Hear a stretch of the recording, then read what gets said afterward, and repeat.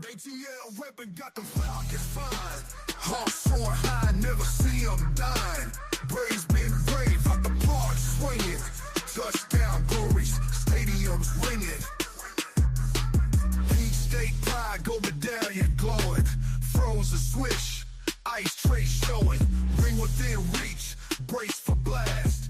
All right, everybody, welcome to the Real Talk Sports Show. I am your host, the Minister, Jonathan Simmons.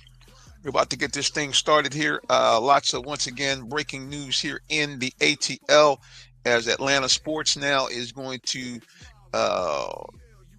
be on the national scene right here. Big stuff going on, of course, with the Falcons and with the Hawks, both teams making or in the process of making major moves. And we're going to talk about both. Also, we're going to go and delve a little bit into high school and college recruiting. We have somebody right down here from the Atlanta area. The Way family will be joining us at the end of the broadcast, talk about how one of his sons, Curtis, is making a move from HBCUs to Division One. I think we're going to see a lot of that as this NIL things begin to spread, and we're going to talk about that in the final segment of the broadcast. So lock it in right here. Remember, you can follow us anywhere on social media at Real Talk Sports, the number 7. Check us out anywhere. I got to change my little logo there. The bird is gone now. We got the X. But yeah, X, Facebook, even on Twitch. Follow us at Real Talk Sports, the number 7, or subscribe to our channel if you're on YouTube. We greatly appreciate it. Well, we're going to, like I said, have some great guests join us. We're going to have our good buddy, Mr. Barry Brown, who runs a very, very nice nonprofit here in the Metro Atlanta area. He's going to be joining us. We're also going to have our featured Falcons beat writer, D. Orlando Ledbetter, join us to talk about the Falcons at the 7:30 segment. So if you guys want to jump in, here's how you do it. If you want to be a part of the show yourself, it is very, very easy to do so. Here's how you do it. Let me go ahead and hook you up here. You can go ahead and pop right in. I'm going to go ahead and put our actual guest link on the L. So here we go right here. If you want to join us, talk about the Hawks, what they've been doing. You also want to talk about the Falcons. Great. You want to give a shout out to young Mr.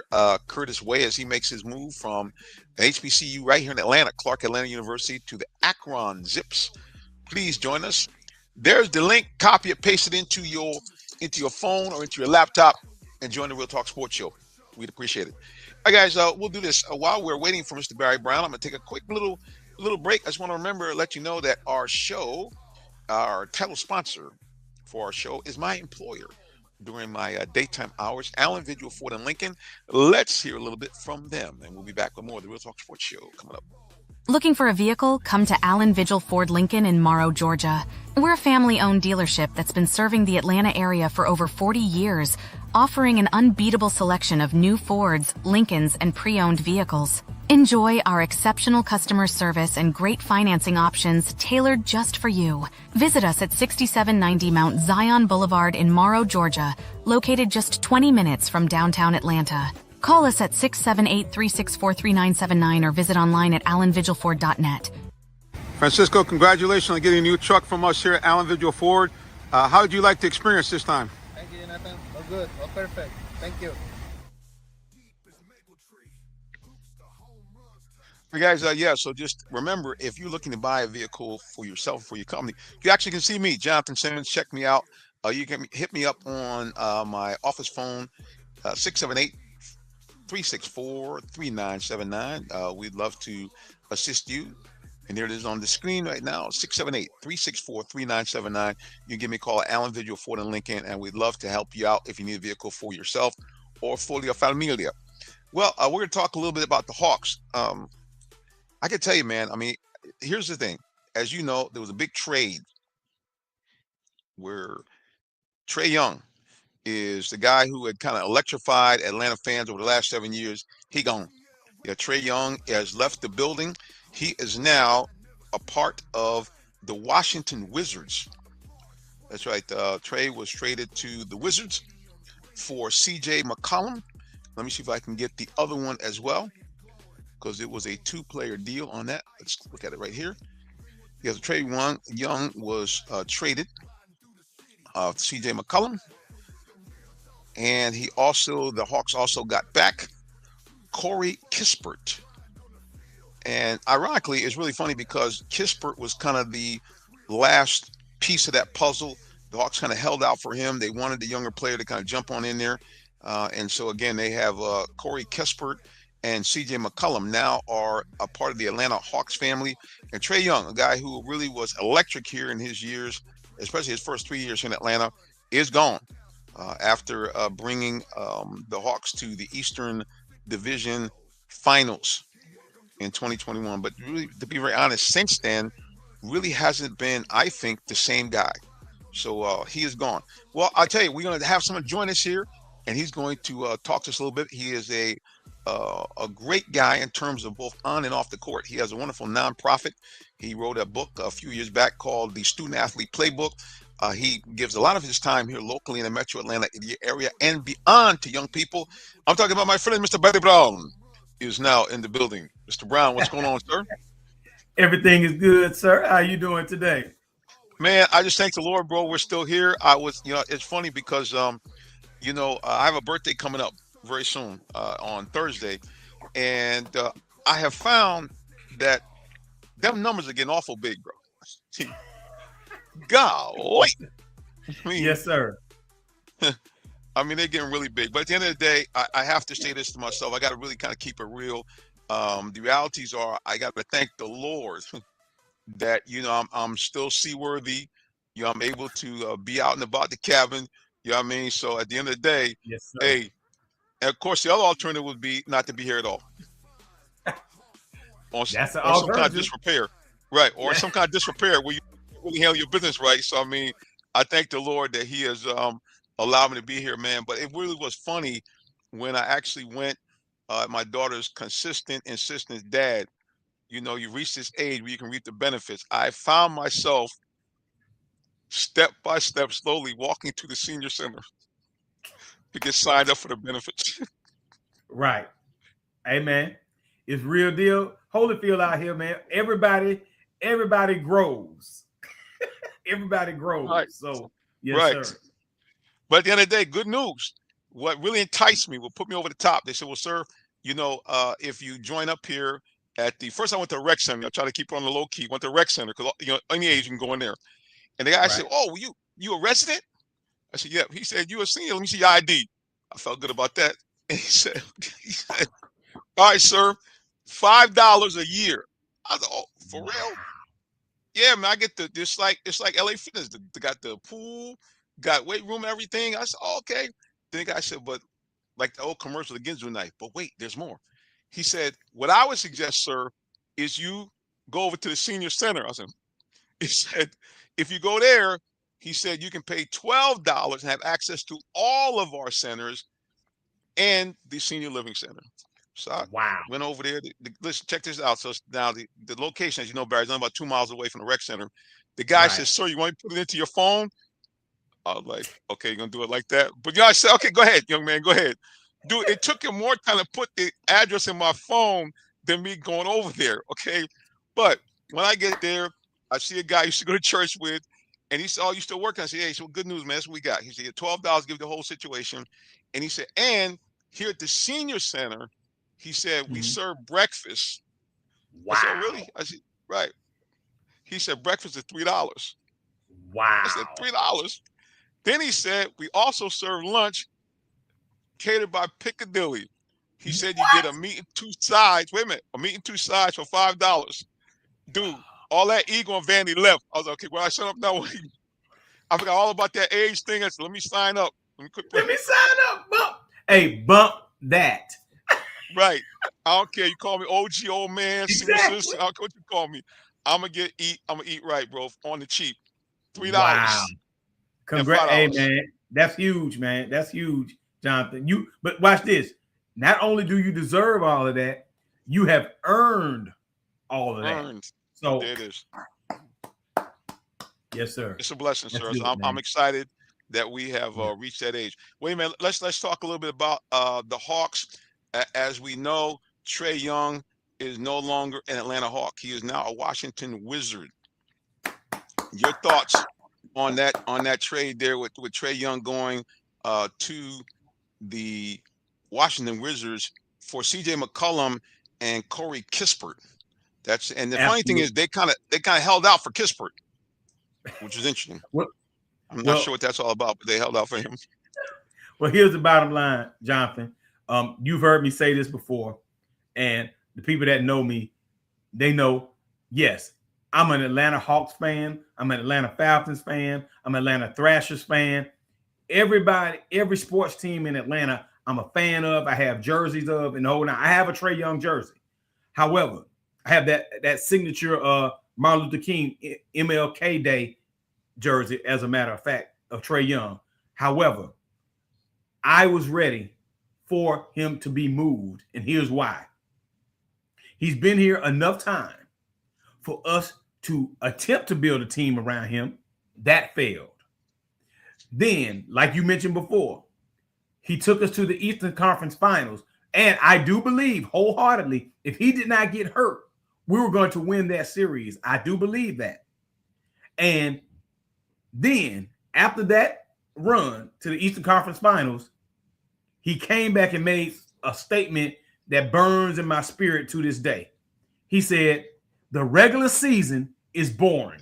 And when he said that, right. that was it. I knew we were headed in the wrong. Here's the thumbs up. Direction. I knew we were headed in the wrong direction. So, and everything in his play showed it. When you're taking 50-foot jump shots in crunch time, that means you're not worried about winning. And so when people talk about empty stats, he's one of the most empty stat guys in the league, because if you lead the league in assists, you would think you're getting your team involved, but that's not necessarily the case with him. And so wins is what it's about. And young student athletes, coaches, parents, the whole nine. It's not about your stats per se. You must help your team win. And I guarantee you, if your student athlete, if your child works hard and helps your team win, they will be noticed for what they do, hands down. But when you're putting up empty stats and your team is losing, when you're the best team on the team that goes 1-10, that's not good at all. So I'll leave it like something, but I'm happy. I'm happy that he's gone. I like CJ McCollum. I'm not very familiar with Kispert. Is that how you pronounce his name? Yeah, Kispert. That's it. Yes, sir. Kispert. I'm not very familiar with him. So that is interesting that they held out to make sure they got him. But I do like CJ McCollum, and I know he can help us get some W's because he's a very good player, a very good pro. And then we'll just see what happens with Kispert, man. And but I'm a Jalen Johnson fan. It is time to give the team to him. And hey, let's go Hawks.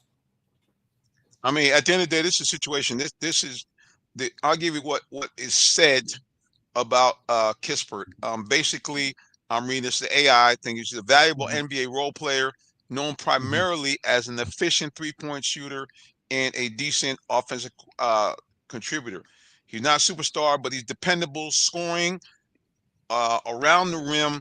But like I said again, he is basically a three-point shooter. He does have some length, 6'8", 225. Excuse me, 6'6", 225. Kind of in that, and what the Hawks have really kind of changed the structure of their team to be more of a long wing style team. Yes. And there's the thing. I mean, no disrespect to Trae. I like the guy. He provided over the last decade some most electrifying moments that you've seen in State Farm Arena, and certainly, as you mentioned, that run to the NBA Finals. But here's the problem: since then, his game has actually regressed. Yes. That even if you say, "Hey, I'm all about the stats," if you look at Trae Young's stats, I'm gonna pull them up really quickly here and kind of talk about those for a second here. If you look at his stats, you can see, man, after that 21, 21, 22 season, things kind of went down for Mr. Trae Young. Let's take a look here. I'll give you some. Seriously, I mean. Oh no, I know. Well, one of the things you're going to point out is his 3-point shooting percentage. It's not good, and so I think they were trying to make him a poor man's Steph Curry, but I mean he wasn't even that. So so for all the people supporting the Trae Young stay in Atlanta thing, if you look at the stats that you're about to highlight, you'll see it clear as day that he was not helping us win games. And his shooting percentage shows you that. So decision making, shooting percentage, and leadership, man, those are the keys to success in life and in sports. So when you have those things in place, that's what's going to happen. You're going to win. But if you don't have those things in place and you're making bad decisions all the time, then bad decisions lead to bad results. That's pure and simple.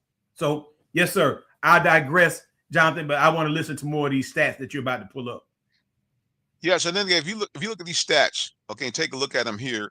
I'm going to read them off here for just a second. Let's take a look at this. I'm just going to put this up here, and as we talk.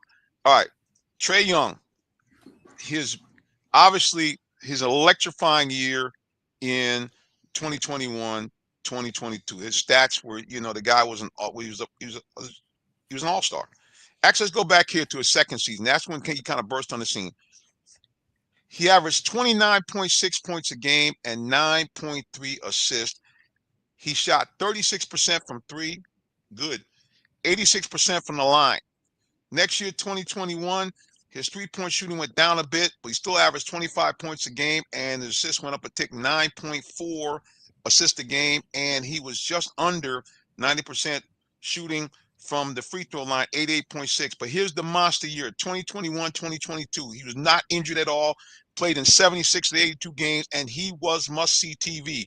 46% from the floor overall, 38% from three, 90% from the line, 28.4 points a game and 9.7 assists, almost becoming the first man since Nate Archibald to average 30 and 10 in the season. The guy he was unbelievable. But after that, all the measurables pretty much went down. His average went down to 26.2. His assists kind of ticked up a little bit, but here's the thing that you and I talked about. 3-point percentage down to 33.5. He got it back up the next year to 37.3, but if you remember, he was injured. Mm-hmm. Last year, back down to 34%. And this year, only 30% from three-point range, and that's 41% from overall, and just 8.9 assists a game. Okay, those numbers are not tenable for a guy who would be looking for a max contract after this year, because remember he has a player opt-out. So right. It's not even if you say, okay, you know what, we like Trae Young, is he going to come back and take less money? No, not gonna happen. Now that's against all principles, and I'm for that. No, sir. Right. You don't take less money. No, sir. Right.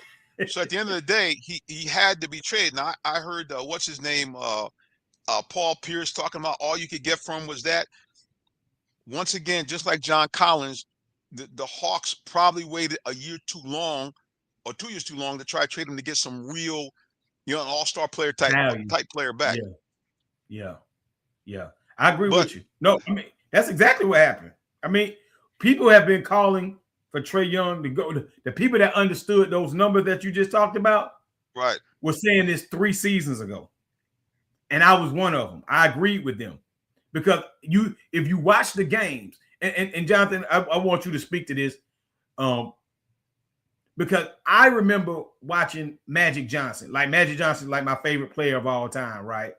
And I remember watching him with the Showtime Lakers. I remember watching Larry Bird with those Celtics teams in the late 80s and coming into the 90s, right? And then you look at the bad boy Detroit Pistons and things. So when you start looking at those players, right, and you start looking at players like that that control the ball, Magic Johnson, Isaiah Thomas, Dennis, what's Dennis' name up there in with the Boston Celtics? I forgot his last name at Dennis Johnson. Yep. Dennis Johnson. So you start looking at these fundamental point guards, right? And then you start coming up with one of the ultimate point guards in Jason Kidd, which their assist, and then you start looking at John Stockton, though their assists were helping the team win. They were not point guards looking to be the superstar showstopper. They were superstars because of what they did with the ball, and they made the right plays. And that's all I was asking Trae to do. Hey man, your court vision is superb. You have a high level of vision. Your assists attest to that. However, you're assisting only for show though. You're not assisting, getting your team involved and making the plays that help you win the game. And that's what it's all about. So thank you for sharing them stats. Because, yeah, that year he was magnificent. Yeah, that was awesome. But when you do it only one time, we've seen this in the history of the game. Everybody that makes it to the NBA is very, very good. So any given night, some of those guys can do that. It's the ones that can be consistent and help their teams win that become legends. And hey man, and I hope Trey learns and goes up to Washington and DC and gets an understanding of what he needs to do at this point in his career to make the impact in the game overall that he wants. Because one of the things I noticed too, Jonathan, is we couldn't get any other guys to come here and play. That was a problem too. Yeah. So why was that? And so again, you know, we big on character around here with youth education and sports. And so when you start hearing the rumors in the rumor mill of nobody wants to come play with them, that's not good. And so there's reasons why he needed to be traded, and he needed to be traded, you know, immediately so that this team can turn over a new leaf. And I like the direction that the Hawks are going in. They look like they're getting a young nucleus. And if they can get a big man, hey, watch out for the Hawks, man, because they can compete. They definitely can compete in the East. You got a monster over there in OKC on the West Side and all these good teams over there. But in the East, they get a big man. The Hawks can compete. That's I see it clearly. And I'm not even a basketball guy. You know me, I'm a baseball and football guy. But, hey, I know one thing. If they get a big man, watch out for those Atlanta Hawks. Oh, no doubt, man. And if you talk about the Hawks, here's the other glaring thing. The idea about your superstar is that he actually supposed to make your team better. Okay. And that was just not the problem with him. Okay, we're going to go to social media here. And Wade Turner says, hey, Barry, stop hating on Trae Young. He's gone, man. He's going to be a star in DC, the same as Zeke Thomas. Okay. Well, we can always love, Mr. Turner when he chimes in. But hey, Mr. Turner, I hope he does continue. I mean, he is a star. He's just not a superstar. He's a star. Hey, anytime they give you a nickname, Ice Trae, you are a star. He's just not a superstar. Superstars help you win games. Jonathan just said it. Superstars make everybody around them better. Jonathan just said it. So the reality is he did not make anybody better around him. People were getting out of here as fast as they could because they didn't want to play with him, and nobody wanted to come back. Nobody wanted to come as a big-time free agent to this city to play with him. So that says it all for me. And I'll say one more thing, Mr. Turner. Did you see that All-Star game when he was sitting in the stands and he had a chance to go to the finals in the three-point shooting contest at the All-Star game, and they put the camera on him for some reason. I guess they knew he was doing it, and he was over there sulking because he didn't make the finals of the three-point shooting contest at the All-Star game. Come on, man. That's all about fun. What do you have an attitude about at the All-Star game? So, again, there's some things behind the scenes that we really have to be, put our fingers on, put our eyes on, and understand what's going on. I see you, top 5 point guard. I don't know about that, but because we would have got a couple of years ago. Yeah, 5 years ago. That was, but that's not the case now. I mean, listen, that's not the case at all. I appreciate everything that Trae has done here because again, it used to be the Hawks were kind of mulling around. He brought some most exciting moments you can think of here at State Farm. He's had the place rocking. But at the end of the day, like I said, I think after that run, something happened with his attitude. And then here's the other thing too. It's certainly. Trae talks about the fact he's a believer. I'm sure he is. But even the thing that kind of threw me off a little bit was that I looked at, he's got like a page, YouTube page. And I was watching the page. It was chronicling kind of his comeback. And it just seemed very dark. You know what I mean? It just was like kind of I got kind of a weird vibe from it, man. He was had the hoodie on. Now he's got that thick beard. Even though he's a little, scrawny guy, he's got the beard, and his whole demeanor just it seemed like it's changed, and maybe it had. Plus, that once you got the wife, got the big house out in LA. A lot of people talked about that. My good buddy, he doesn't tune in no more, but that's all right. My man Todd, He said that. He said, preacher, he got a house in LA. He don't care about this no more. So that's it. So yeah. Well, you know this, Jonathan, and definitely Mr. Turner knows this. Hey, man, and I come from the hip hop. I come from the hip hop game. So here's the thing. When you get money, things change. Now, the people that stay humble and meek, Jonathan, I'm not gonna go on a spiritual, a spiritual moment, but for just a moment. But when you're not hungry no more, and your belly is full, metaphorically, then you don't have the same drive. And I know exactly what Todd is talking about because you hit it. This is great barbershop talk right now. When a player is on your team and they do not have a residence, I'm sure he had a place to stay here, of course, but this is not his main residence in the town that he's playing in. Then you have to open your eyes to that too. How invested is he in this city when he doesn't live here? I see you got the stunner shades on. So, hey, Wade Turner, I understand what you're saying, brother. It has nothing to do with me liking him or not. I like him. However, he just wasn't a good fit for the Atlanta Hawks anymore. And that's all it is. Now, Mr. Turner, I've been a trade fan for a minute. Even when other people said, he should be traded, I was sticking up for the guy. But everything has changed. The team has changed around him. It's not his fault. The Hawks are going to a different direction because what they find is that most teams in the NBA, your point guards are at the minimum 6'3", 6'4", at the minimum. The other thing too is weight-wise, they're at the minimum 195 to 200 pounds. So now you got Trae Young at 6'1.5", 175. No attempt to bulk up. He showed a lot of stuff of him working out, but I didn't see him hitting no heavy weights, no bulking up. The other thing too is he got worse after he had that summer with Steph Curry. If you remember, he came back shooting from the area code. I don't know what he was doing. I'm thinking to myself, the main thing you should have picked up from Steph Curry is the ability to move without the ball, because that's what makes Steph so treacherous is not only does he shoot well, but I remember watching a podcast and a guy said, listen. He said, they put me on Trae one-on-one. He said, by the third quarter, I thought I was going to die. He said, man, the guy had run me through so many picks. And he said, he just wouldn't stop moving.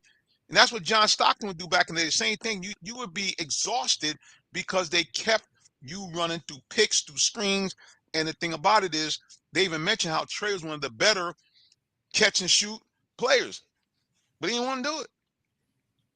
Yeah. So if you were telling me, okay, hey, I'm this good, I'm doing this is how I got to the league, I've been a 4-time All-Star, I get all that stuff, but the team had a losing record when he was here. And if you go on the StatMuse and you ask the question, hey, what is the Atlanta Hawks record without Trae Young? Without Trae Young, they're 18-13.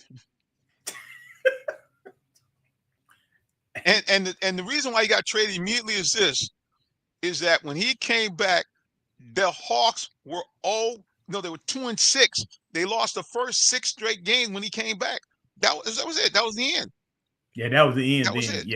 Yeah. They said that we're not doing that. Well, speaking of the end, guys, this is the end of our segment here, but don't go nowhere. Keep it locked with more of the Real Talk Sports Show. You know who's lurking in the wings? We hope to have him on very, very soon. He's on another show, so he's going to jump on with us. We're going to talk Falcons. Who should be the Falcons' next head coach, and who should we be talking with the Falcons with? Well, he's one of the best guys about it because he's an insider, but you won't know what that is unless you keep it locked right here on the Real Talk Sports Show. We'll be right back. Hey, sports fans, tune in for live high school football Fridays, 7:30 p.m. on RealTalkSports.net. Check out your favorite Metro Atlanta teams as they do battle on the gridiron. It's your high school game of the week, live streaming free Friday nights on RealTalkSports.net. For more sports coverage,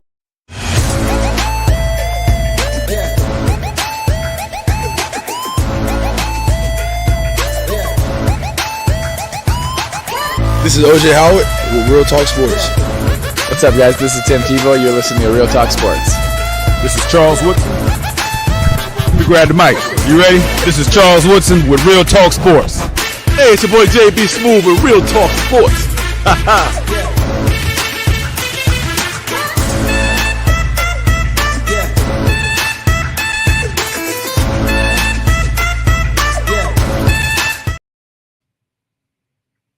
right, doggone it. Get that little thing off the screen. Bam! We're back here in the Real Talk Sports Show. Appreciate all those who are tuning in to join us here tonight. We have talked about the Hawks. I think that the Hawks are actually going to get to the playoffs this year. I think they're actually going to be out of that play-in. You talked about that West Coast trip. Well, I'll tell you what, Hawks are right now 2-0 on the West Coast trip, including knocking off a team that was the NBA champions a couple of years ago. Now, they were shorthanded, no joking, no Murray, but still, they beat the brakes off them. They beat them. And then they had the audacity to allow Jimmy Butler and Steph Curry combined for 61 and still drop them like it was hot. And at one point was up by 25 points. So if you don't think this Hawks team is feeling themselves without Trae Young, you, my friend, are wrong. I'm just saying. Just making it plain. All right, speaking of making it plain, we have a gentleman that's in the wings. He is the embedded beat writer for the Falcons for AJC Sports. He also is an award-winning sportscaster and sports writer, and he is Esquire par excellence. Back on the show, our man, D. Orlando Ledbetter, is in the building. D-Led, what's going on? Hey, Reverend, thanks for having me. Yeah, whole lot's going on over here in Falcon. Oh, yes, sir. Absolutely. Yeah. All right. D-Led, we're going to get right to it. The big question is who the Falcons' new head coach should be. And, of course, it went from like 0 to 100. It went from being like the normal candidates. All of a sudden, two of the best coaches in the NFL the last 20 years are suddenly available. So talk to us. What's I know there's smoke coming out of Flowery Branch. The hottest today, Coach Tomlin stepping back after, I think, 19 years in Pittsburgh. But he's not going to coach right away is what we're hearing. So, but Coach Harbaugh did speak with the Falcons yesterday and had conversations with him. Excuse me. And they called it an interview. His people called it conversations. They're not really interviews till they're in person. So until we start seeing people being met with in person, it's all background. So that's where we're headed now. You've seen the top head coaches come in so far. Coach Harbaugh, Coach Mike McDaniel, Coach Kevin Stefanski, 3 head coaches. Then you've seen a couple defensive coordinators, Anthony Weaver, and the Seattle defensive coordinator, Aiden Durden, who is from London and coached here with Dan Quinn and his staff. And then one offensive coordinator so far, and that's Seattle's Clint Kubiak. Gary Kubiak's son, who runs the Shanahan West Coast. And if you've been watching Seattle do damage this year, he's the one running that up there for the Seahawks. So those are 6 that they've talked to. One to keep an eye on is Jeff Hafley, the Packers defensive coordinator. You got the Boston College ties there. Ian Cunningham, the Bears assistant GM. Keep an eye on him. He could be a new GM here. He's good friends with Ryan Post, who's good friends with Matt Ryan. So make the connections here.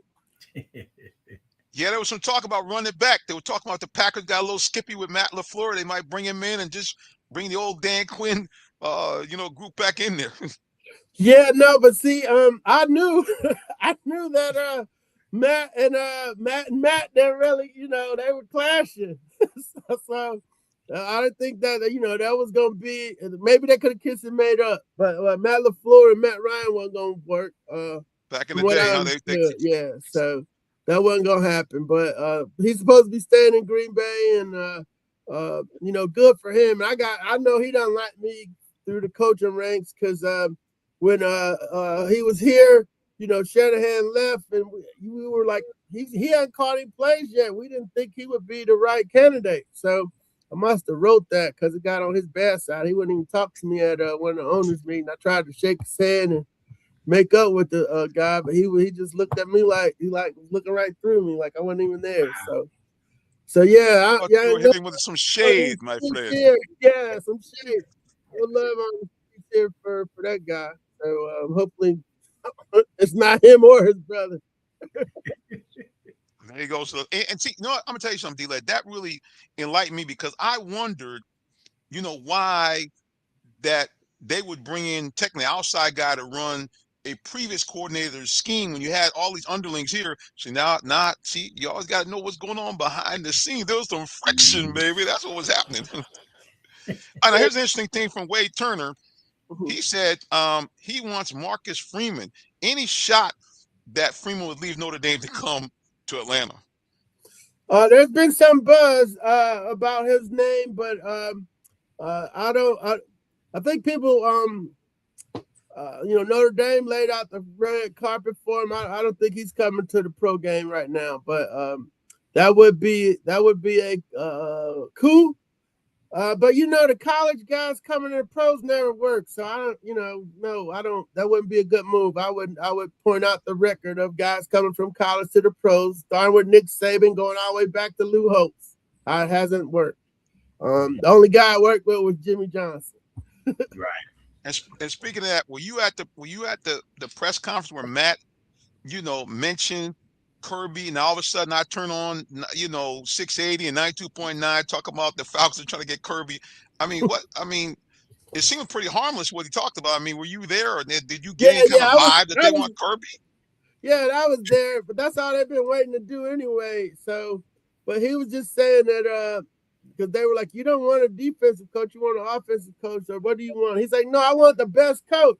And he was like, the coach at Georgia, Kirby Smart, he's a defensive coach. He's doing pretty good over there. And so they done took that into mean, Matt wants Kirby. So, that's the world we live in now. So I'm probably going to get a call here and say, hey, Matt said they wanted Kirby. I'm like, no, they didn't say that. They didn't say that.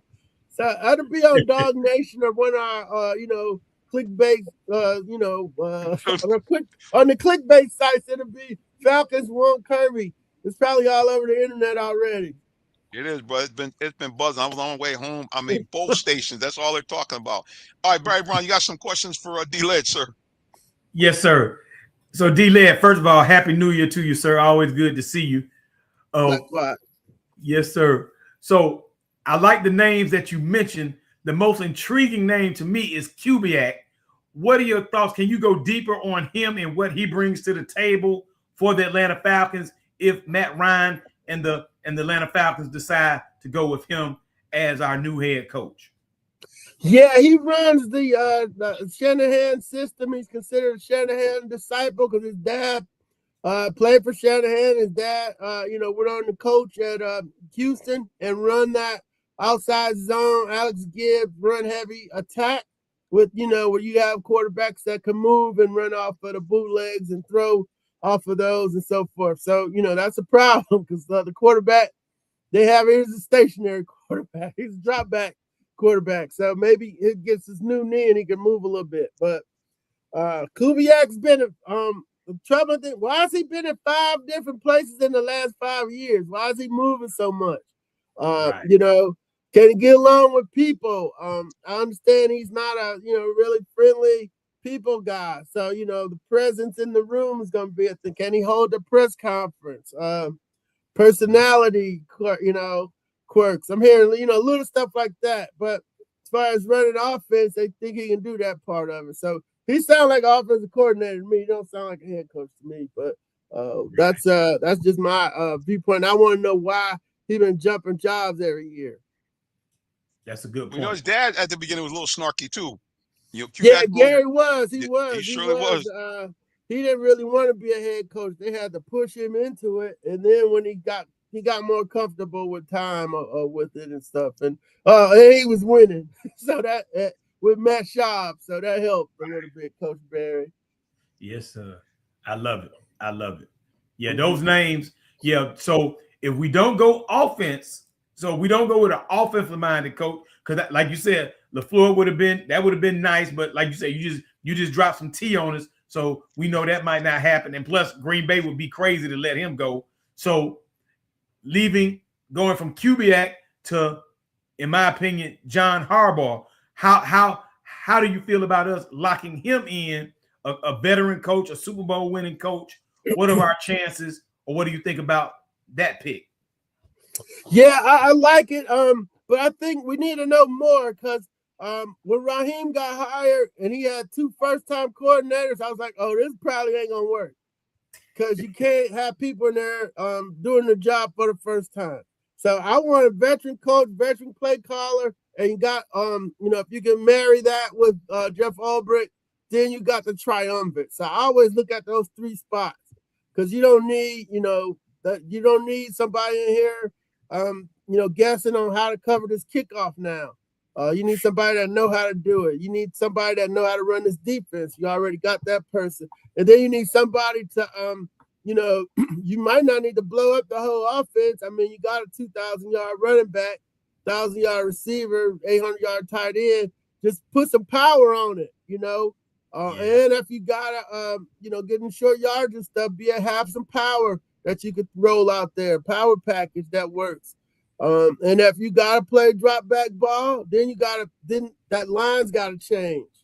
You gotta hold up a little bit better. We saw that line get wrecked by the Saints for 4 sacks and 9 quarterback hits, and with Kirk Cousins back there, who was getting the ball away quick. So, but if you gotta throw down the field and so forth, that pocket's gotta hold up a little bit better. So, they got some issues, but I want to see veterans. I don't want to see young guys here, trying stuff for the first time. So that would be, you got to look at the coach and both his coordinators. I don't like Coach Smith had Mike Mularkey, who been, a head coach before.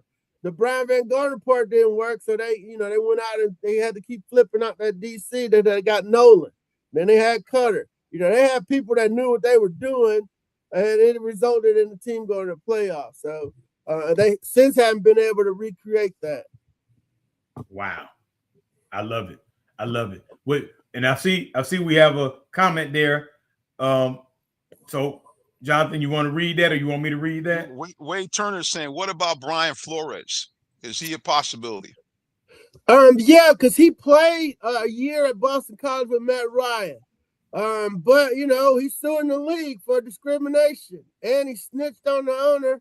Got the owner fined down in Miami for the Tom Brady shenanigans. So Brian got the power in Miami and kind of lost it a little bit. Is what the word on the streets is that he didn't like the Tua pick, so he started blowing stuff up from the inside, and because that wasn't his pick, he probably wanted Herbert, and so he didn't last long in the power position. He might just be a good DC and let it go like that. Yeah. Yeah, he was.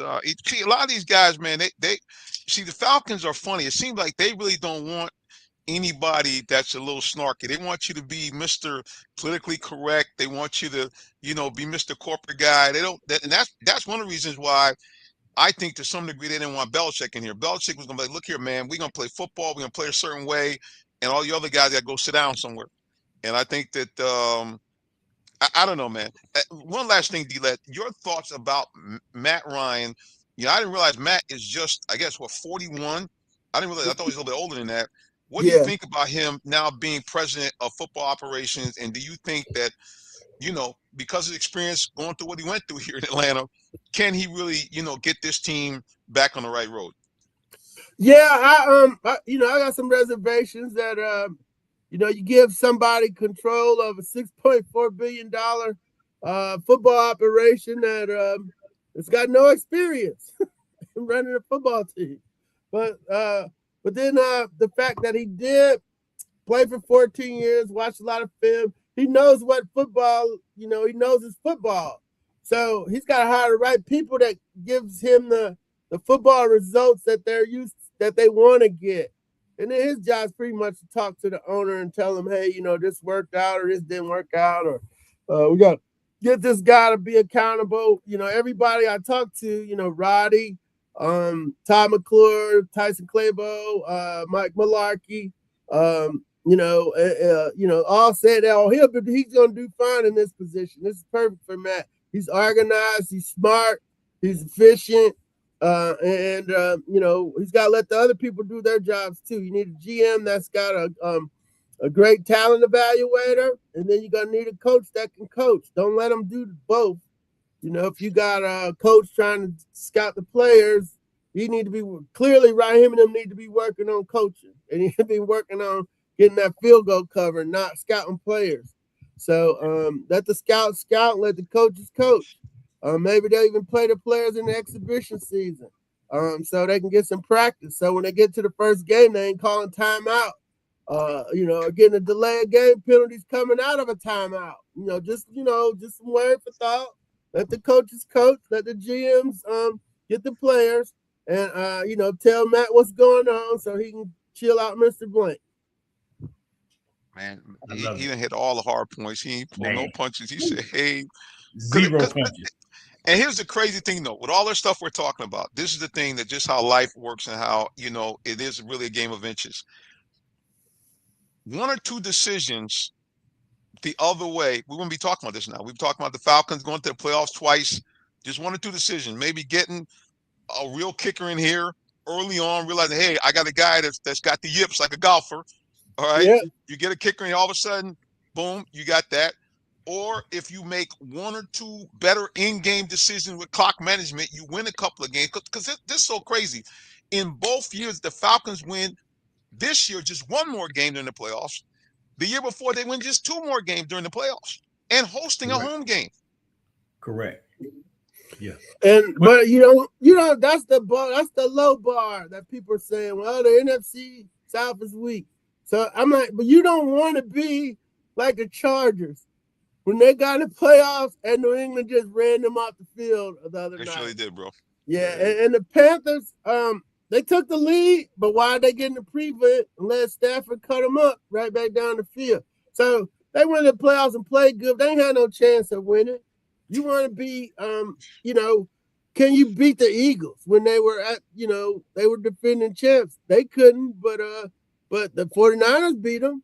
So now the biggest bully is off the block right now. So you could have had a shot.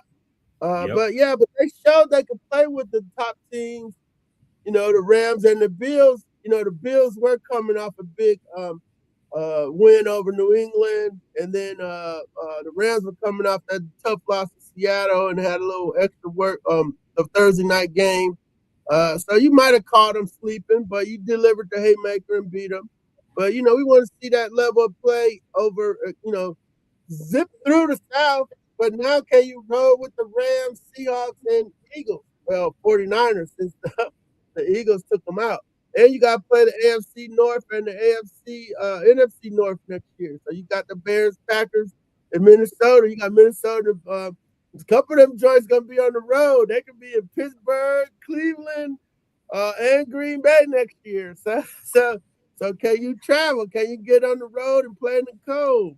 All them games ain't gonna be early. Some of them gonna be late. So next year's gonna be very tough on the Falcons, and hopefully they get the right people in here and try to get them back to they're winning. Get back on the winning side of things. Yeah. Wait, Turner, I'm not sure if he heard your remarks before, but he wanted to get your comments one more time about Marcus Freeman being the head coach of the Falcons. I guess he didn't hear you in your comments before. If you just kind of tell him again what. I'm sorry. No, I don't know. College coaches don't do well in the NFL. So, I been following Marcus since his days at Ohio State. I don't. He's right where he needs to be at Notre Dame in college. Right. Yeah, it doesn't work. It just doesn't work. I mean, you might see it maybe another 4 or 5 years from now because the way the NILs are set up. College football is really becoming more and more like pro. So maybe 5 years from now, you might see that. But right now, I think you're right. So I got my man here. I got my guys. Speaking of NIL, we got our last segment deal. We're bringing a young man that actually is from here. His dad works with me, and his son, it was at Clark Atlanta. Edge rusher, kind of reminds you as far as his body build like Von Miller. And he's now going to the Akron Zips. So we're gonna have them come on in just a second, man. But before we do that, D-Led, how we do. We want to make sure everybody knows how to find out about our guests. So D. Orlando Ledbetter, the floor is yours. Thank you so much, Reverend. We went all digital there at the new year, but you can still find everything on ajc.com. Subscribe there, and we tweet out everything on Twitter at DOrlandoAJC, and sign up for our weekly newsletter, the Dirty Birds Dispatch. You get everything you need to know about the Atlanta Falcons. Thanks for having me. Reverend. D-Led, thank you, sir. God bless. Poof, poof, poof, poof. All right, guys, we're going to take a break, and then we're going to get into the NIL, and we're going to talk about how HBCUs might be the next college places to be poached. But you want to find out about that, you got to keep it locked right here for more of the Real Talk Sports Show. We'll be back in just a moment. Don't go nowhere. Looking for a vehicle? Come to Allen Vigil Ford Lincoln in Morrow, Georgia. We're a family-owned dealership that's been serving the Atlanta area for over 40 years, offering an unbeatable selection of new Fords, Lincolns, and pre-owned vehicles. Enjoy our exceptional customer service and great financing options tailored just for you. Visit us at 6790 Mount Zion Boulevard in Morrow, Georgia, located just 20 minutes from downtown Atlanta. Call us at 678-364-3979 or visit online at allenvigilford.net. This is Patrick Willis, and this is Real Talk Sports. Yeah, to get a little shout out there, I won't be able, I shouldn't say I won't be able to. I've decided not to cover the Super Bowl this year. I'm still recovering from the nasty beating I took when I went to Las Vegas, so I'm taking a break. Unless something happens now, if y'all want to go ahead and fork over some big shekels, I'll be more than happy to go to Super Bowl this year. But this year, I think we're going to take a timeout, and we're going to have Miss Tree Dome, and she's going to be our on-the-scene correspondent because she's going to be there this year. So we look forward to having Tree do what she did in Tampa Bay, give us some updates from, ironically, the Bay out there in San Francisco. But had a chance when I was in Arizona, as you saw there, to meet a young man, young Mr. Willis from San Francisco, one of the best linebackers around. I told him at that time, Barry, I said, future Hall of Famer. And sure enough, about 3 years later, Mr. Patrick Willis was inducted into the NFL Hall of Fame. Well, look, what we're going to do is when we get set here to get the Way family on, these guys, I think, Barry, at some point in time, they're going to have their own reality TV show. You got you got Curtis coming from Clark, Atlanta. Played on this team, man. Well, check this out. They were like 0-10. They brought a new coach in. They turned around and ended up being 10-2, and the only 2 losses were the SIAC eventual champions. They just couldn't beat them that year. And but he is an outstanding player, man. Guy has got all the measurables. He's around 6'4", 6'5", probably coming in about 230. And he's going to be talking about his transition from the HBCUs to Akron Zips. And I don't know if you saw the headline, but Morehouse, same thing. Their big tight end was poached, and he's going to Vanderbilt.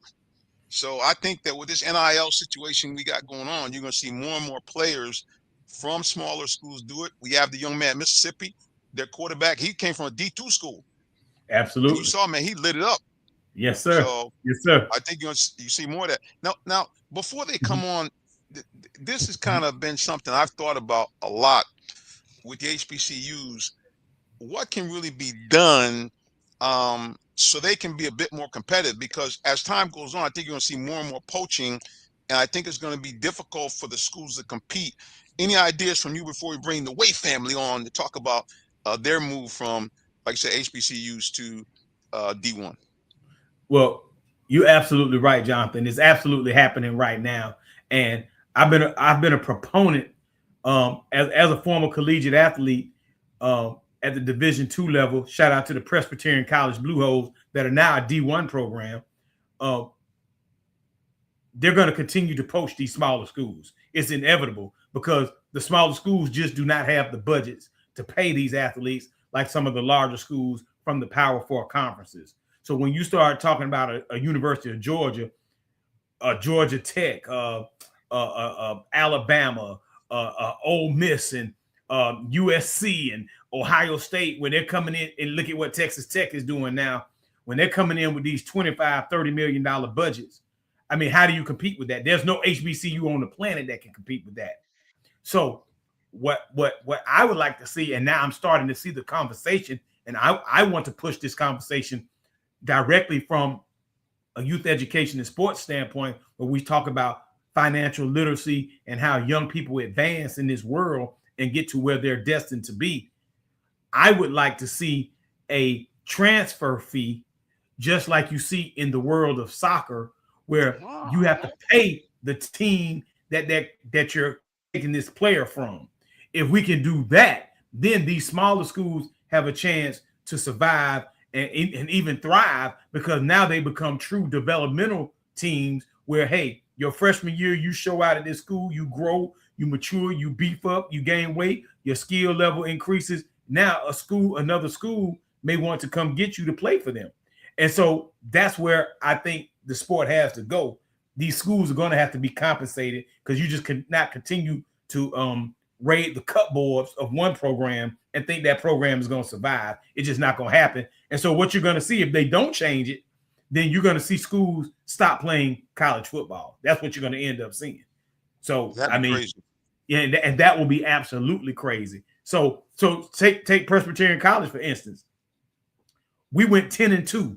The first time we've had a 10 win season in forever. And our coach got poached by West Georgia. Our coach is gone. He's the new head coach. Engelhardt is the new head coach at the University of West Georgia.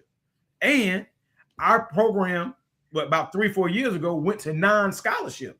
So they were just like the Ivy Leagues. They're putting together financial aid packages for the kids to come there. So that's what you're going to see, because these schools can't afford to play college football anymore at the level that at the Power 4 conferences do. So they're going to continue to get all the players. You saw what has happened in Indiana. I mean, they got all these, older players mixed in with some younger players, of course, but the majority of their starters are older. And so, hey, NIL and the collective money did that. When I'm able to come in your household, Mr. Simmons, and tell your son, hey, listen here, I got $250,000 for you to come up here and play for me, who's not going to take that money? There you go. And these quarterbacks are getting millions. If you're a quarterback's getting paid, bro. Yeah, you get that money. Paid. So, hey man, more power to the student athletes. And I just like to see a lot more financial literacy. Parents start getting, you see all these books behind me? Start reading, start talking with people that you trust, that know how to manage money, know how to save money, know how to invest money, and let's take advantage of these windfalls that are coming our student athletes' way, specifically in college basketball at the D1 level and at the D1 level in football, of course. And let's really take this money and do something positive and productive with it that allow these student athletes to have a tremendous, even if they don't go pro, which the majority of them are not, they have a tremendous start in life financially. And remember this, parents, remember this, student athletes, character matters, period.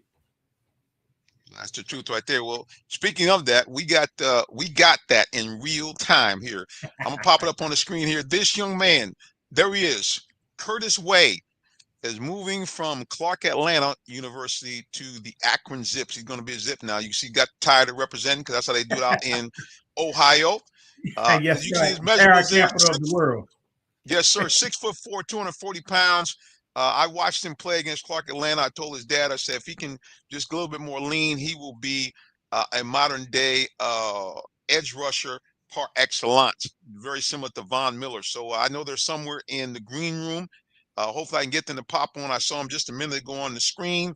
But yeah, man, congratulations to Mr. Curtis Way, as he has moved on here and going from Clark Atlanta to, in fact, the Akron Zips, baby. And like I said, man, you got it. It's a great thing to see, how these young men are kind of moving on and doing their thing. Like I said, his dad played here locally at Westlake, was a linebacker there. So, the apple does not fall too far from the tree. Like I said, hopefully I can pop them on here. I see they're in the green room. They may not hear us right now. So I'm going to text them and say, come on. We's waiting for you, man. I'm just going to hit them up right here, and then we'll be back. Just tell them we are waiting. Yes, sir. I love it. So, man, but yeah, man, at the end of the day, it's good stuff. I can see the cameras flashing on and off. I think they're trying to log back in. Like I said, I can see him in the green room again. Congrats to Curtis Way, heading from Clark Atlanta to Akron. And then there's a second part of the story. That is because his younger brother is a 4-star athlete coming out of right down the road here in Ola High School, McDonough. Young man is plays both ways, plays safety on defense, running back on offense, rushed for 1,100 yards, even including missing a game or two, and repeated the same thing this season. We look for the senior season to put up some huge numbers. So look for Caden Way from Ola High School to make some moves. The rumor is that he's looking at a couple of Big Ten schools, but hopefully, like I say again, we'll get him back on the screen. They can tell us, so, oh, I think the Way family has just entered the building. So we got Curtis Way, who we just mentioned. Congratulations to him. He is heading from Clark Atlanta to Akron. His younger brother is still matriculating at Ola, and his dad, former standout linebacker at Westlake, my good buddy, Corey Way. Welcome. The Way family is in the building. What's going on, sir? How are you? Can you guys hear me? We can hear you loud and clear. What's going on? Can you see me? I can see you. I think I can see Curtis. I think I can see. There's Caden. There we got the triumvirate right there. Yeah, we trying to kind of squeeze everything in. So, but the main thing is that you guys can see us and you can hear us, right? Yeah. No doubt. Well, look, man, it's kind of hard to squeeze in when you got one former football player and two current football players. A lot of squeezing. So I get you. Exactly. Yes, sir. Well, let's see if we can get you up on the screen here, or I'm gonna shut some of these things down here and make sure we got good Wi-Fi, because my Wi-Fi gets a little snarky over here. So let's get you back in there. There we go.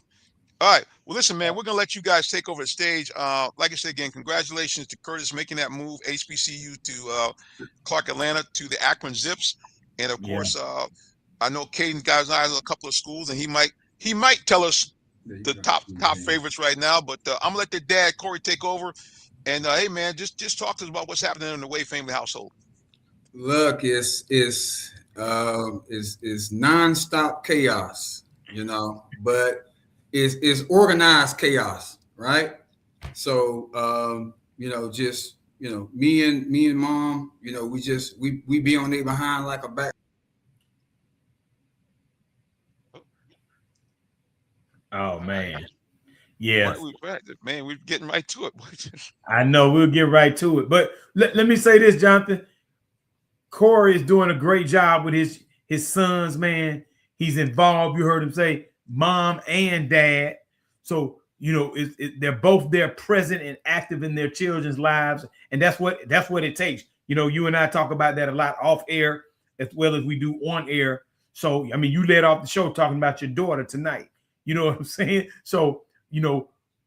That family atmosphere and meeting. I remember meeting Corey in person over at Allen Visual Ford. And yes, so, sir. Hey, man, I take my hat off to him and I salute him for what he's doing with his sons, because that's what it's going to take to help our young men and our young women, move from, younger, teenagers to adults.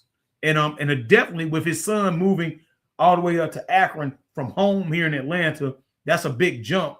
And hey man, I wish him nothing but success up there in Akron, man, and handling his business. Well, hang on, I think the technology is working again. We're gonna go back and bring him onto the stage. The Way family's back in the building. There we go. We can see you.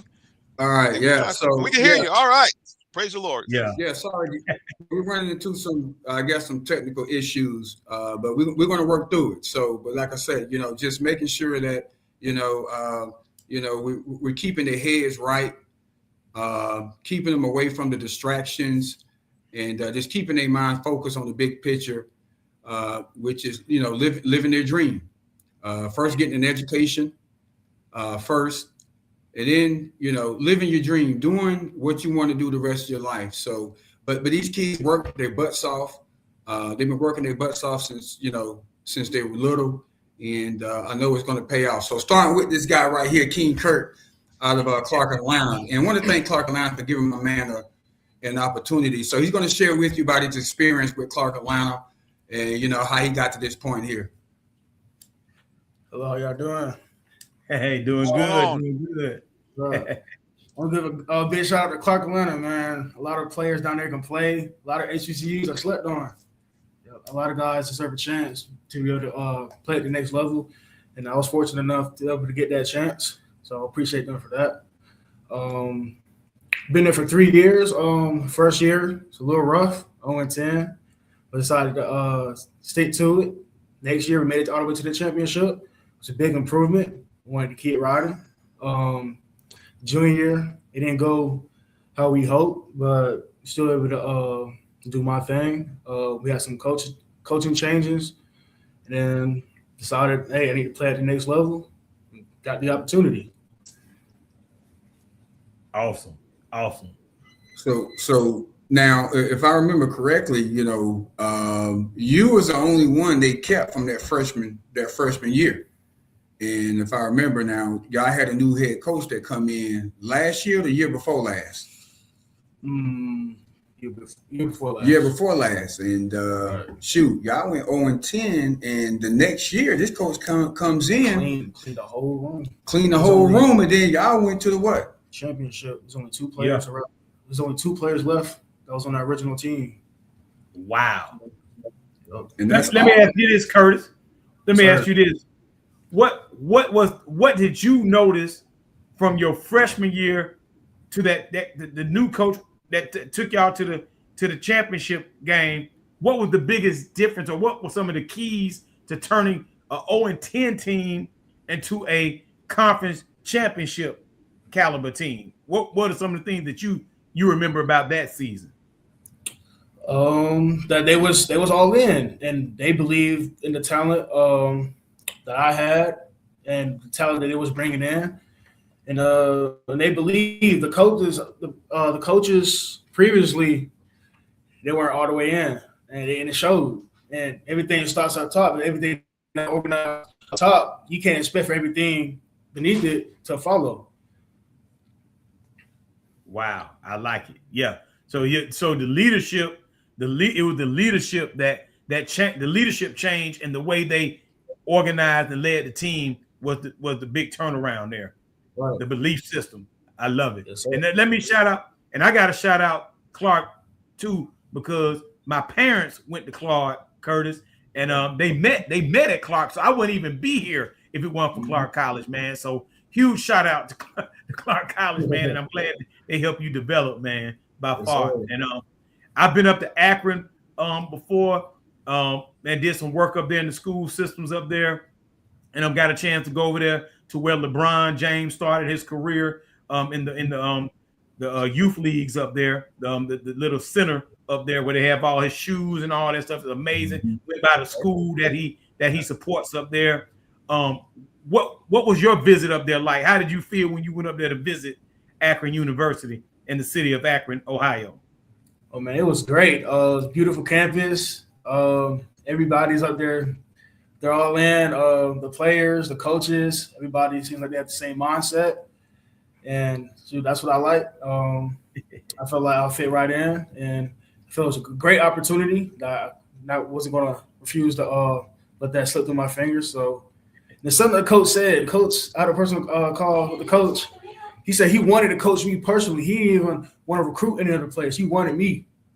And I felt, and no other coach had said that. And I felt like, that's what I needed to do right there.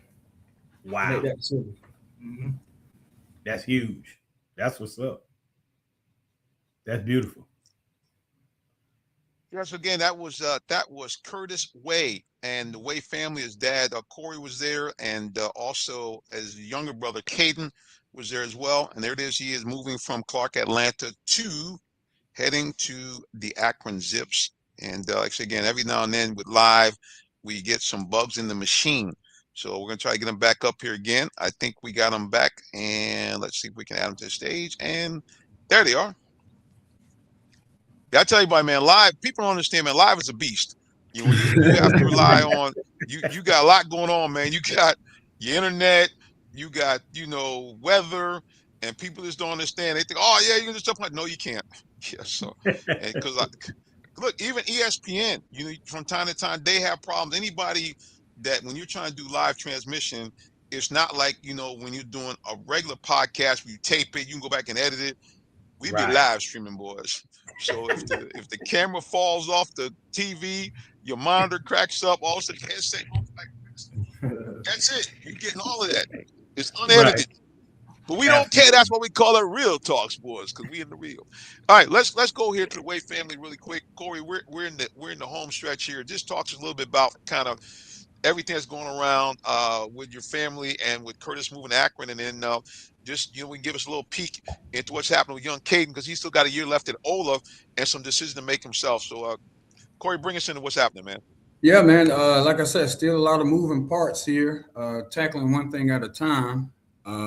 Now I feel a whole lot better.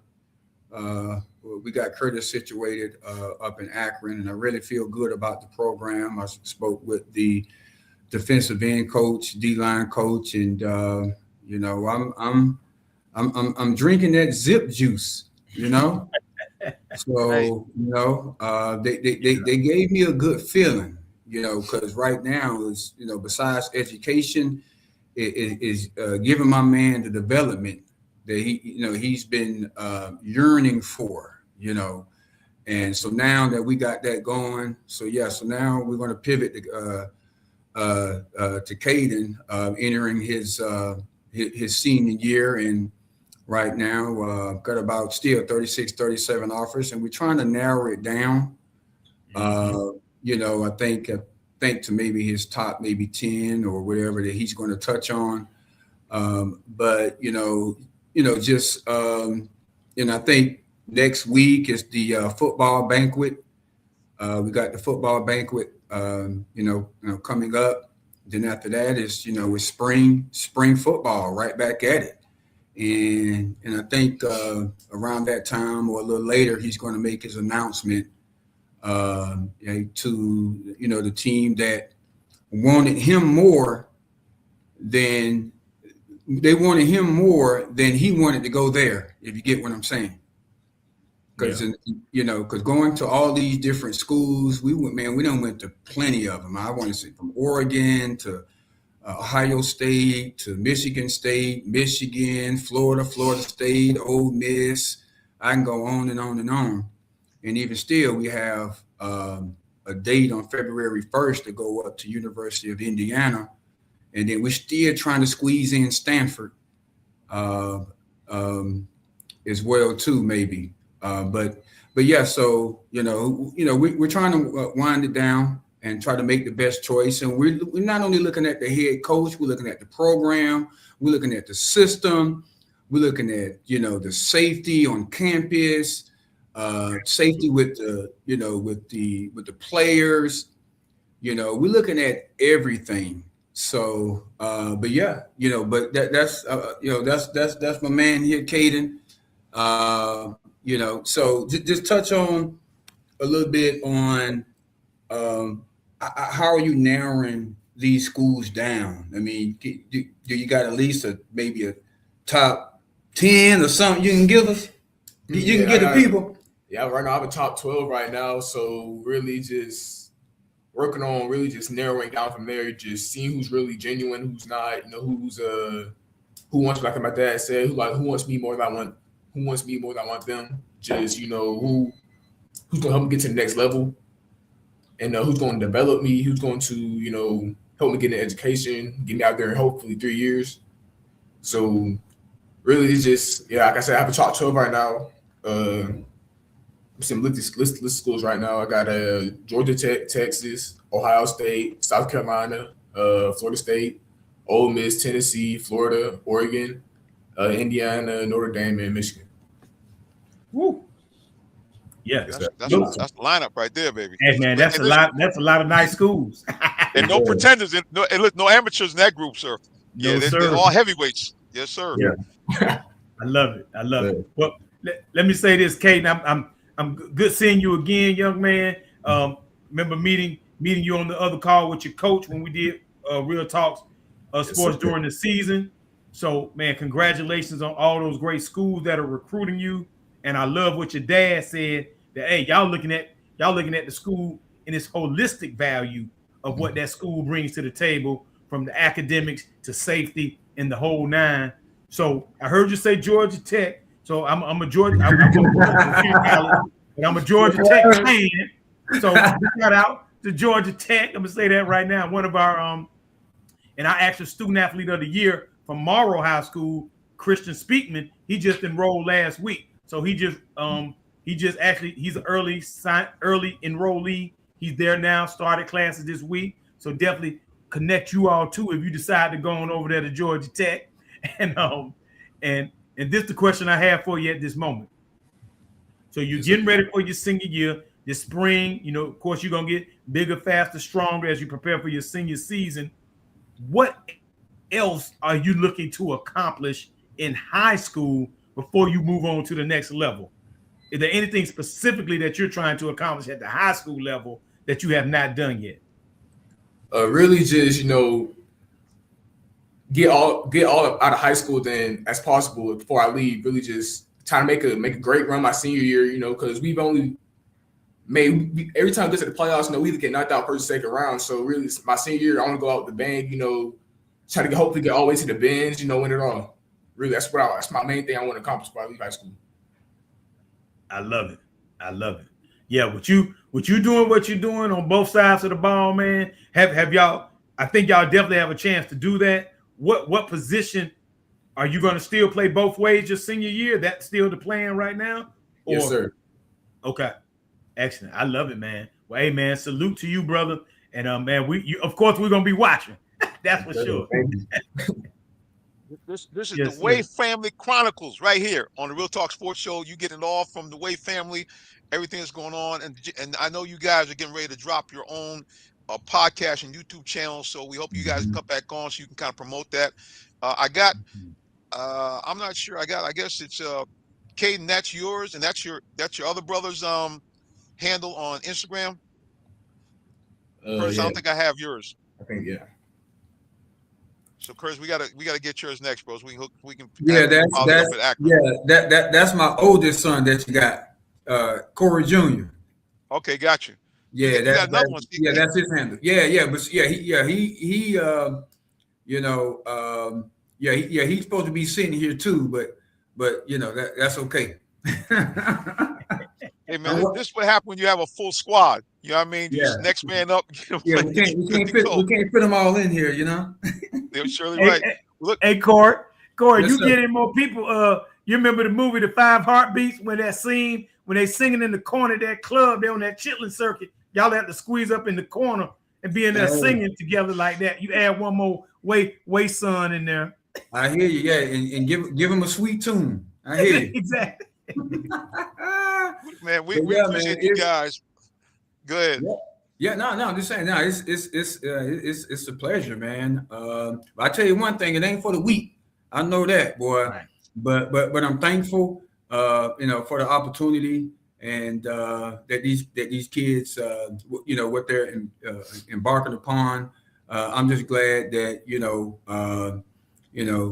me and their mother is right there with them, giving them all the support to help them. And the thing is, they got community support, and that's the thing, and I'm gonna give a shout out to once again, my employer, Mr. Vigil, because he's the one that's flying my son up there to Akron, and I appreciate it because he saved me a little bit of money. Wow, that's beautiful. That's Good beautiful. news. I just put the template on there. Allen Vigil Ford is a title sponsor for high school football, so it is right there. And you guys can check out either me or Corey at Allen Vigil. If you need a car for yourself, shameless plug, contact me or contact Corey Way, and we'd be more than happy to take care of you and with all your family or automobile needs. All right, gentlemen, we got to hop off here. We appreciate you guys for joining us. Curtis, tell people what your handle is on social media as well, please. Yes, sir. It's only one .Kurt. There you go. Kurt, how you spell Kurt? K-U-R-T. All right. And he's the only one, baby, going from CAU to Akron Zips. We'll get it one more time, man. Appreciate you, man. There it is right there, guys, on the screen. He got the tie already. He ready to go. Gentlemen, listen, we appreciate you, man. God bless. And well, good luck, Will and Corey. I'll see you tomorrow, I guess, right? Yeah, like clockwork. There you go. All right, everybody, we appreciate you for joining us. Take care until the next time when we get back together again. You know how I do it. God bless you and have a wonderful rest of the day or evening, whichever may apply. So long. Take care.